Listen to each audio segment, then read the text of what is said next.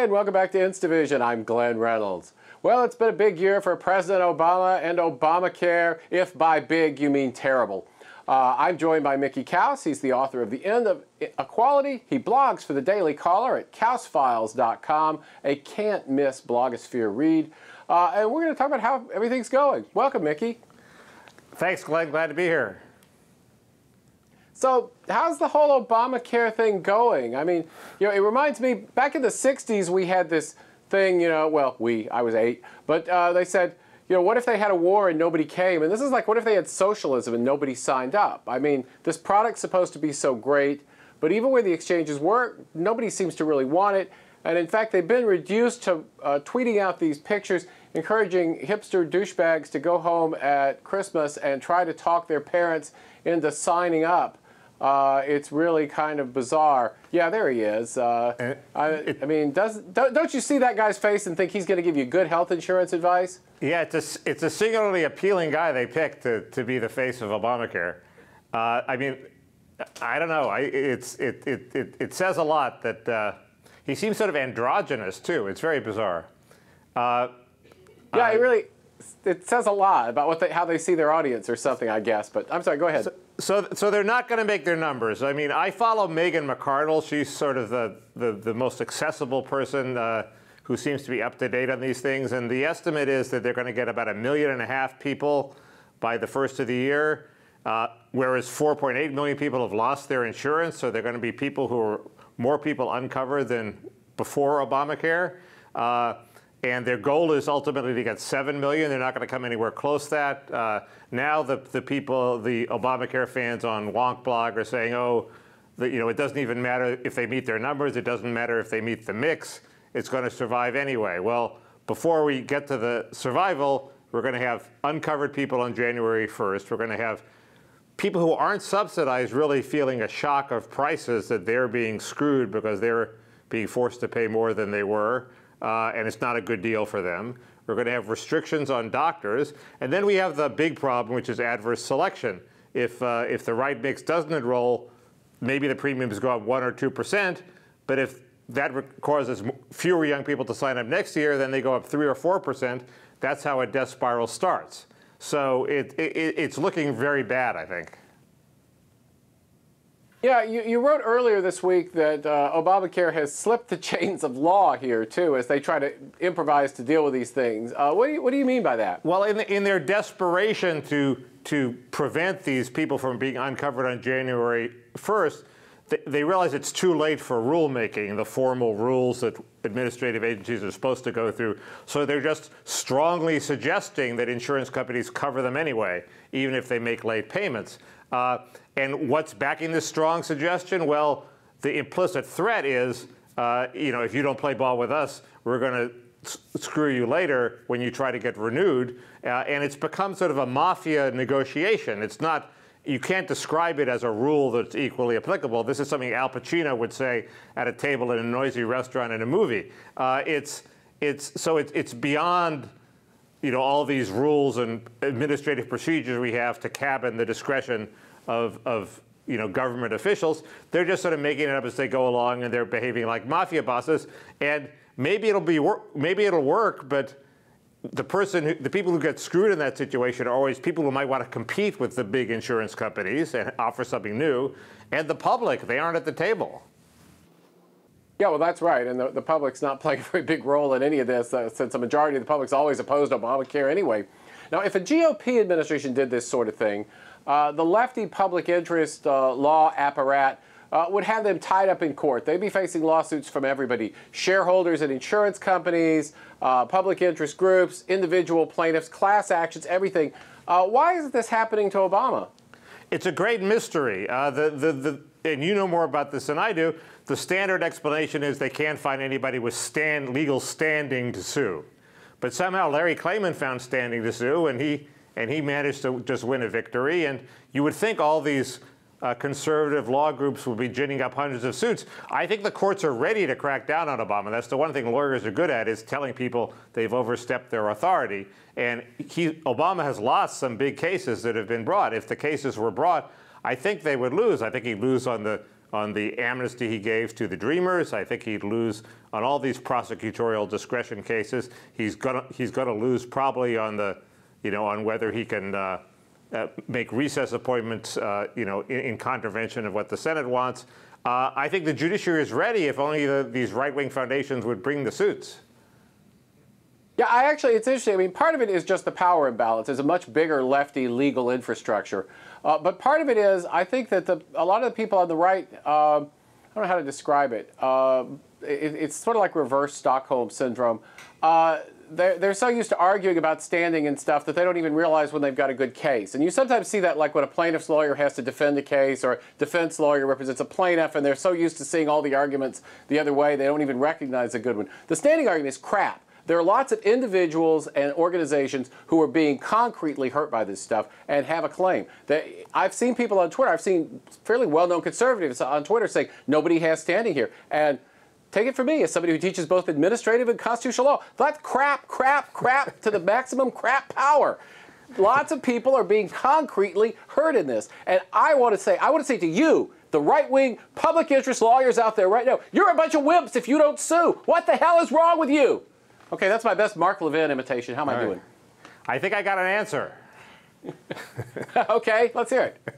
No, you gave me the answer. They do have standing. Oh, I see, right, okay. Yeah, I think they do have standing. I think that's not an issue.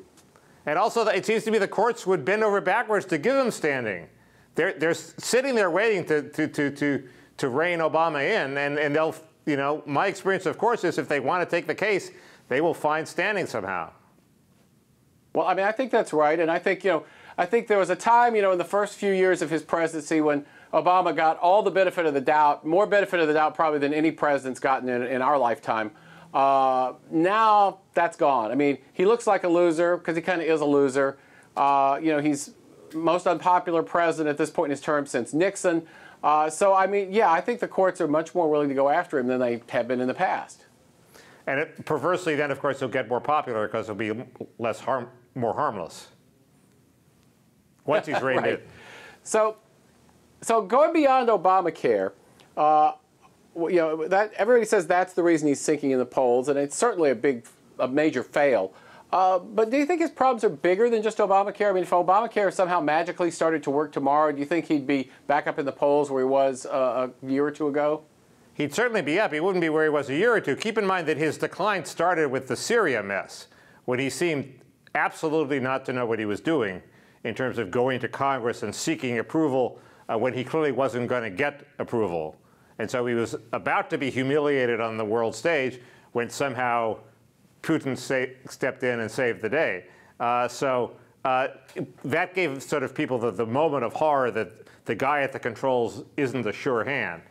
The other big problem, and Walter Shapiro highlighted it in a left-wing publication, American Prospect, just yesterday, the big issue that people care about is jobs. They can't get jobs. Their wages are stagnating. They're locked in the poor, lousy jobs they have. And this is issue number one and number 2 and 3 also. And Obama isn't addressing that. He isn't looking for creative ways he could cut taxes or cut regulations in exchange for things he wants to stimulate the economy, even though the Republicans control the House. He's not doing that. Instead, we're getting, I called it anthropic global warming, amnesty, and abortion, and gun control. He's being distracted by all these side issues, and to some extent by health care, and not addressing what people care about. Yeah, I think that's right. And I think that although I feel like the GOP leadership would love to find a way to have Obama force them to pass an immigration law, which would basically be amnesty. I think they can't make that obvious because their base doesn't want it at all. But it strikes me that if people are really worried about jobs, actually opposing immigration would be a good move for the Republicans. I mean, we've already seen in places like Germany and Britain and such, they're beginning to really crack down and tighten up on immigration over the jobs issue. And surely do you think that's going to filter over here or not?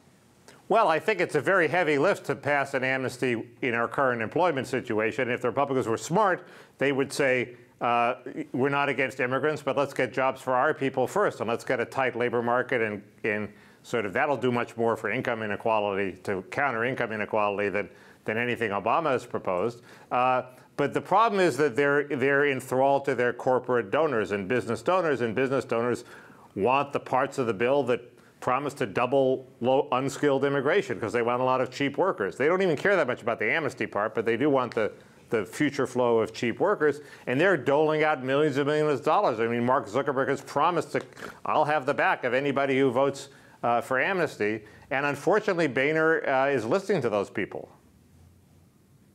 Yeah, although I got to tell you, if you want to look at an example of where rich guys having the back of people who cast unpopular votes doesn't help, look at Bloomberg and his anti-gun thing. I mean, that's exactly what Mike Bloomberg said to all these Democrats, vote for gun control and I'll have your back. And a lot of those people have been recalled in Colorado or otherwise booted because it turns out that Bloomberg could come and spend some money and run some ads and people didn't care. They voted him out anyway.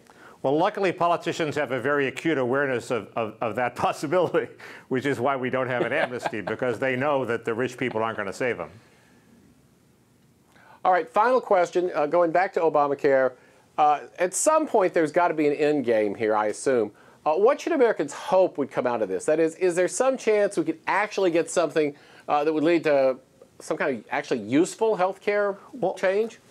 I'm probably to your left. I saw this as the chance to inject competition into the system before we went to just Medicare for all and covered everybody and had the government pay the bills. And it seems to me the Democrats miscalculated. They made the benefit too rich. They included all sorts of things like mental health care and drug care that boost the cost. And they also made it not a good deal for the unsubsidized people. I mean, Roosevelt, when he started Social Security, didn't say, okay, if you're above the median income, you're gonna get a bad deal. He made it a good deal for everybody, and we're paying $500 billion in new taxes. We should get a good deal for everybody. So I think if you adjusted that somehow, you could have a system that, and got the website working, obviously, you could have a system that works. After that, I mean, I'm sufficiently a vestigial leftist that I think the alternative is lower the Medicare age to 55, then lower it to 45, inject whatever competition you want into Medicare, but use Medicare as the basis. That's a program that works that people are happy with. Yeah, I got to say you are to my left on that one. I don't really see it happening, but they've sort of broken the current system, so they're going to have to do something. And the one thing that Obamacare purported to do that I actually thought was good was to sever the connection between employment and insurance. Right. Because we have this thing where you get your insurance through your employer, which is just an artifact of World War II price controls, actually. And it actually has the effect of limiting people's job mobility, because a lot of times people don't want to quit a job or start their own company or something because they don't want to lose their benefits. But this is not a good commercial for that approach, and I suspect that what's going to happen actually is they're going to do the best they can to just sort of push a reset button if Hillary can figure out how to translate that into English correctly, and return us as much as we can to the status quo ante. But we'll see. Well, Byron York knows their only hope is that they've screwed it up so much the Republicans have no choice but to fix it. Yeah, I saw that. Well, we'll find out. Thanks so much for taking the time to talk with us. Thanks, Glenn. Fun as always. Thanks, Mickey. And that was Mickey Kaus. He's the author of The End of Equality, and he blogs for the Daily Caller at kausfiles.com. It's a must-read in the blogosphere, so be sure to check it out. And thank you for checking us out, too. We'll be back sometime soon. In the meantime, have fun on the internet. Thanks.